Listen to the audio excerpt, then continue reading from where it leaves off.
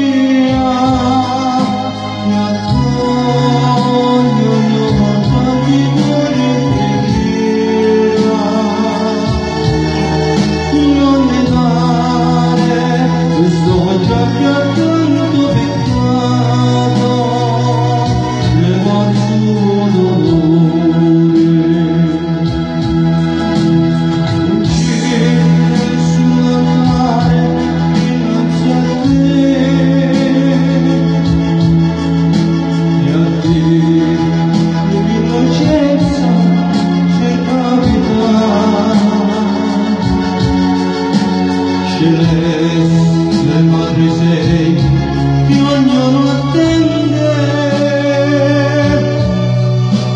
la pace che solo tu vuoi